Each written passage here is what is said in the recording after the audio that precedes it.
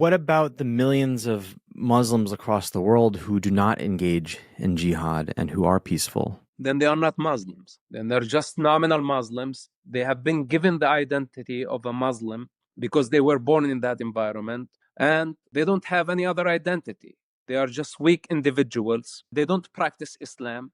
According Allah, they are going to hell, but for some reason, they just keep clinging and hanging on this identity. Muslims. It's pathetic. It's disgusting. And they don't earn my respect. Growing up in the United States of America, growing up in the various religions, whether it's Jewish or Christian, we don't know a lot about the Muslim religion. So let's listen to someone who grew up Muslim. Not only did he grow up Muslim, he was the son of one of the founders of Hamas, Mr. Yousef. Let's listen to him, the way he projects the religion that he grew up with, so we can understand it better, or kind of try to grasp what Islam is all about. Let's watch it together and we'll discuss it afterwards. Kindly subscribe to our channel so a little bit of light will push away a lot of darkness. Bottom line. And this is not according to one sect. This is according to the Quran itself.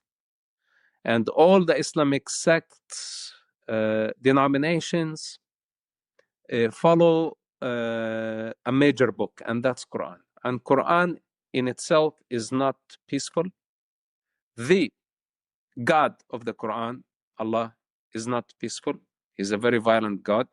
He's not tolerant. He hates the Jewish people. He hates the non-Muslims.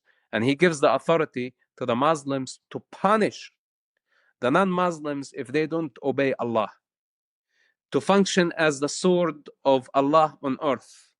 And this by itself is blasphemic, is wrong, is against the way of life, is against the way of evolution, it's against religion, it's against morality, it's against diversity.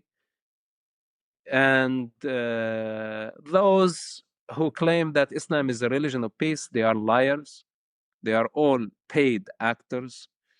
They are all compromised by the sheikh oil money. And they don't want to piss off Islamic political regimes and Islamic money and Muslim investors. And most importantly, they want to avoid the Muslim rage. So they just keep dragging humanity into the trap that Islam is a religion of peace, while it's not. So as someone who know the Quran very well, so the people cannot be mistaken, say, okay, this is your Islam, or this is your sect, or this is your denomination. I tell them, rest, take a seat, and listen. The Quran itself has a problem. Allah himself has a problem. And if we want to deal with the Islamic violence, then we need to deal with the root cause of this problem, and it resides in the Quran itself. What about the millions of Muslims across the world who do not engage in jihad and who are peaceful? Then they are not Muslims. Then they're just nominal Muslims. They have been given the identity of a Muslim because they were born in that environment, and they don't have any other identity. They are just weak individuals, and they don't practice Islam. According Allah, they are going to hell, but for some reason, they just keep clinging and hanging on this identity. Muslims. It's pathetic. It's disgusting. And they don't earn my respect to identify with something they don't understand, or to identify with a Nazi ideology and pretend to be peaceful. So Islam is not ethnicity. It's not even a religion. It's a totalitarian system. And this system does not see anyone outside of it, does not recognize anyone out of it. It's a mental illness, in other words. And the Muslims, whether they know what Islam is or they don't know what Islam is, as long as they identify with this sick ideology, I consider them psychopaths. I consider them sick people, and they must seek help. Yeah, there are you I think you called them nominal Muslims. I mean, you made a term for the millions of Muslims who are peaceful, and I just want to point out, they're not actors, right? Like there are millions of Muslims in this world who are peaceful. You can call them nominal if you want, but I just think it's worth noting, right? Isn't that an important fact? I think. Do you agree? No, I disagree. Oh. I disagree because in Islam, and you know that I rejected Islam totally many years ago. The Islamic law, okay, the Islamic law says, and this is according to Muhammad in a Sahih Hadith, if someone change his religion, Islam in this case, give him 3 days. If he does not return to Islam, kill him. So this is according to Muhammad now, the founder of Islam, and according to the most trusted Islamic sources. So now there is a death sentence to me against me by this totalitarian system. Now, when someone identify with Islam and come and say I'm a Muslim, now how am I to actually feel about him? If there is a death sentence against me and against, by the way, many ex-Muslims, that we are supposed to be beheaded for just rejecting our belief system and its delusion. Right. So now for you can sit, you and the rest of the world, you can sit and reject my concern because you are not in the fire. There is no death penalty hanging over your head. There is no price over your head. You are sitting in comfort. We are fighting for our lives. Me and thousands of those who rejected the Islamic ideology. And there are perpetrators out there who want us dead.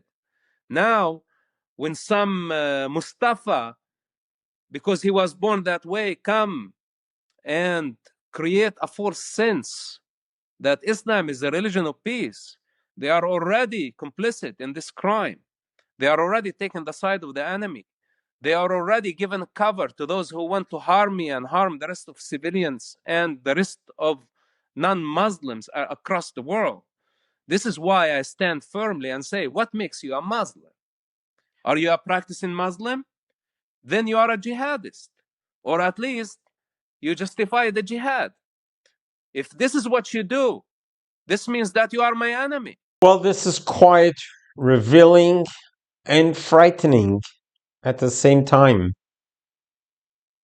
Growing up Jewish, the religion that I grew up in, and knowing many Christians, we are a religion that we value life. But it hasn't always been that way. Look back 2,000 years ago, how many Jews were killed and murdered because they didn't accept Christianity. Talking about the Spanish Inquisition, talking about the Crusaders, and we go through the history. Historically, millions of Jews were killed because we didn't accept Christianity. But as time has progressed, so has Christianity. And so it has realized that the Jewish people don't deserve to die because they don't accept the Christian theology. And the Judeo-Christian alliance that we have developed into in a way of respecting and understanding each other and realizing that just because we have theological differences in our belief system, there's no place for death when it comes to religion. We have progressed and came a long way. We can't say that was the same 2,000 years ago, but we could say now in the 21st century, Christians are no longer killing Jews because we don't accept Christianity. There's plenty of anti-Semitism out there, and there's plenty of reasons why anti-Semitism still exists. It just carried over from generation to generation. However, we're dealing with what Mr. Yousef is talking about, the Muslim religion, who basically feels if we don't believe what they believe, then we need to die. And that's what the war has all been about. So he asked a very good question. Are all Muslims like this? Are all Muslims want to kill every Jew and every Westerner because we don't believe in their belief system? So he asked about what about the peaceful Muslims? Well, if you look at the numbers, the Jewish people are 15 million people. That's all our population is. The Muslim world, we're talking about 2 billion people. So let's say from the 2 billion people, 98% are moderate, 98% don't follow that Jews have to be killed for not believing in Islam or Christians need to be killed because we don't believe in Islam, but only 2%. Let's say if it's only 2% of the 2 billion people that believe that Jews and Christians and all Westerners should die because we don't accept Muslim, that they are the jihadists. Do you know what 2% of 2 billion is? It's 40 million. 40 million people. So imagine there are 40 million people out there in the world right now, given the opportunity, believe that we should be dead because we don't believe in their religion. That's a formidable force of evil and death that's hanging over us throughout the world. The war isn't just the war that Israel has fought off on October 7 wasn't just a war for Israel. It was a war for all humanity. It was a war against a death cult who's trying to annihilate every single Jew and every single Westerner, Jew or Christian. Like Mr. Bibi Netanyahu, Prime Minister, said, that if we don't stop this evil now, it's going to show up at a neighborhood near you. And we see what's happened in Europe already. We see what's happening in England and in France. Even right here in the United States of America, in Dearborn, Michigan, we see what's happening. So we cannot take it lightly, but we need to listen to the warning signs. And we need to do whatever we can to try to influence the leaders, the clerics, the imams, the ayatollahs, to try to move them forward from being stuck in the 8th century. The religion is not about death. Religion needs to be about the living. God gave us religion so that we could follow it to grow and make this world a better place, not a more dangerous place. And where Islam has gone astray to become a death cult is hard to understand. And hard to understand why there are 2 billion people who subscribe to it, and then wonder why are the Westerners so scared of Islam, as he called Islamophobia. Well, if in your Bible you are claiming that we deserve to be dead because we don't believe what you believe, that's a reason to fear. So we're praying to God and hope that we have moved into the 21st century. We're living in the best of times. God has given us so many gifts in the 21st century. The prosperity, the unparalleled prosperity that we are living now, the unparalleled advances in medicine and technology and life that the world has never seen before. We need to look at this as God's gifts to the world, but not to squander it away and still be stuck in the 8th century and trying to kill because we don't believe what you believe in. We need to recognize and realize we're all created in the image of God. We're all God's children. We all are entitled to live our own life in our own lane, in our own religion. Just because your theological belief system is different than mine, it doesn't mean that you have to kill me. It's okay for you to believe in Islam. If it's okay for you to read the Quran and believe in Muhammad or in Allah, whatever you want to believe, go ahead. But that's your thing. It doesn't have to be my thing. And the fact that the Jewish people believe in Moses and in God and the 5 books of Moses, that's our thing. Let's do our thing. Just because we don't believe what you believe in, it doesn't mean we're bad people, doesn't mean we deserve to die. And this is where we need to get in the 21st century. We need to let go of the old 7th, 8th century methods of dying by the sword and living by the sword and killing and death and bloodshed. That's something needs to be in the dustbins of history. We need to begin embracing each other, respecting each other, and understanding each other's religion and supporting each other in one, no matter what your belief is, as long as it's about living and helping humanity. This is why in the Jewish world, the saying is, you save one person, you save a whole world. We value every person as a whole world because it's not only them, it's their offsprings and the offsprings and the offsprings. One person can potentially have thousands of offsprings.